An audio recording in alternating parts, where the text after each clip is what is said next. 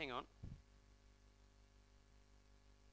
Look at Matthew 27, but I think we need to go a bit earlier.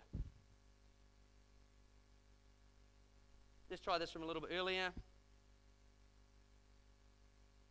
Here we go. Should have just taken a few verses earlier. Verse 38, chapter 27, Matthew. 2 rebels were crucified with him, one on his right and one on his left. Those who passed by hurled insults at him, shaking their heads and saying, "You who are going to destroy the temple and build it in 3 days, save yourself. Come down from the cross if you are the Son of God." In the same way, the chief priests and the teachers of the law and the elders mocked him. He saved others, they said, but he can't save himself. He's the King of Israel. Let him come down now from the cross and we will believe in him. He trusts in God. Let God rescue him if he wants him. For he said, "I am the Son of God." In the same way, the rebels who were crucified with him also heaped insults on him. Boom. And you guys have got the bit before that, the bit that comes after that. But he cries out, my God, why have you forsaken me?" Rewind a little bit. Before that, what is another thing that's going on simultaneously is we have the greatest revelation of what love looks like in all history. The cross is the greatest revelation of what love looks like in all of history. There is no greater revelation of what love looks like. At what point does Jesus withdraw love in the process of the cross? Now, this has got huge direct application to us. At what point do you withdraw love from people? At what point is it okay to get offended? At what point is it okay to withdraw love from people and begin to get bitter and twisted and begin to act out of that bitterness or offense? The greatest revelation of love, and the Apostle John writes about it, he says, this is how we know what love looks like. Christ laid down his life for us, that we should do the same for others. So he's beaten, he's spat on, he's mocked, he's put on trial, he's sentenced to death. He's taken to the cross, he's stripped naked. He's crucified. One of the things that you'll hear oftentimes is that whenever someone was crucified, there was an involuntary purging of the bowels and the bladder. So he's naked up on a cross. He's involuntarily purged his bowels and his bladder. He's being mocked. He's been spat on. He's been beaten. He's been flogged. And has he withdrawn love? In your world, what happens? What can push you? What can push your red button and you go, okay, right now it's okay to stop loving? You take my pants off me and you will find out where the red button is. You nail one of my hands. If I was even having a real good day, and first of all, these hooligans, they've managed to get me naked and they've nailed one hand onto a piece of wood. By the time they get to the second hand, I guarantee you, if they have not already found my big shiny red button that withdraws love, by the time they get to the second hand, I guarantee you that I will have been really questioning if now is okay to withdraw love and use my remaining hand for a fivefold impartation and my kicking, screaming legs like, and then try and drag myself away. Can you fathom the depth of love in this, that Jesus does not even get offended in the process?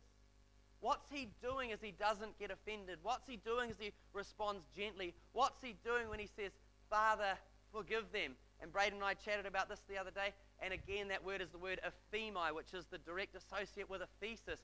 He's actually just saying, Father, liberate them, set them free. From what? From the delusion that they're living under, because they don't know what they do. They don't know what they're doing because they're living under an orphan illusion, falsely defined, and they don't know you, Papa.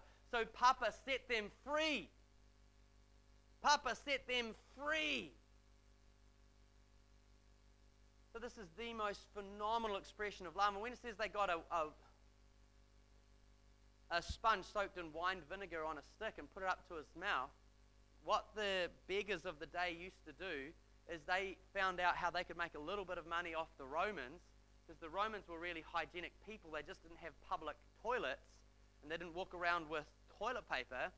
So what they would do is they would get these guys, they would flick them a little coin, and they would get their sticks with sponges on the end, and they would scrub the Romans' bums. Done. And then after that, they would stick those sticks that were sponges that were stuck to sticks, they would stick them in wine vinegar to keep them cleaner.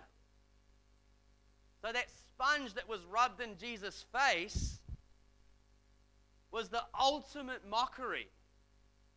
What do you think? Okay, you've crossed the line, right now cosmic powers are getting unleashed and I'm going to smoke you all. But he doesn't. He demonstrates what love looks like. Love never takes offense.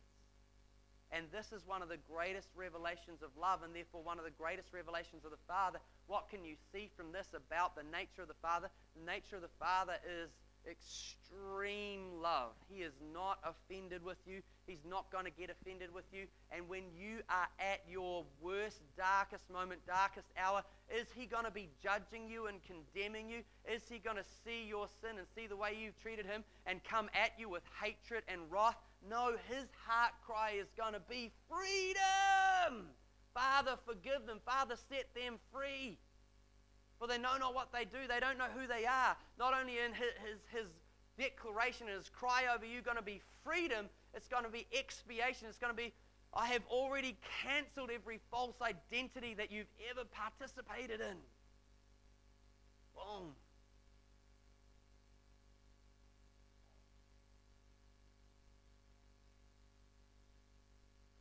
Right.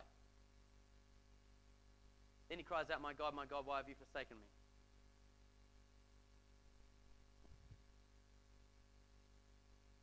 Let's get this again.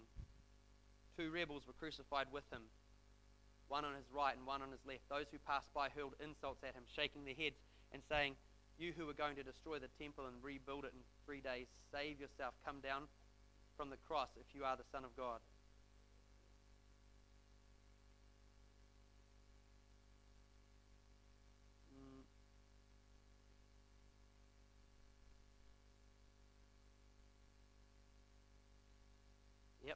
There we are, 32. I'll start there. As they were going out, they met a man from Cyrene named Simon, and they forced him to carry the cross.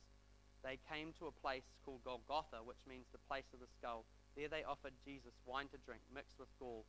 But after tasting it, he refused to drink it. When they had crucified him, they divided up his clothes by casting lots. And sitting down, they kept watch over him there. Above his head, they placed the written charge against him, Jesus, the King of the Jews. Interestingly, the name Yahweh,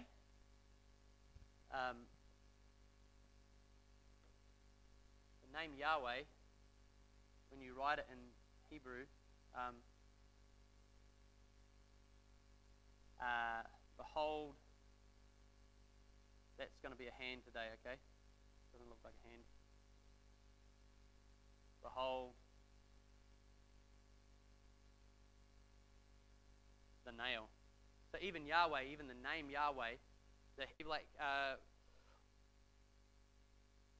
Chuck Misler, who just recently died, he does a great teaching on this, how the acronym that was used when they put the sign above his head which says, this is Jesus, the King of the Jews, written in 3 languages, that the acronym actually spelt this out.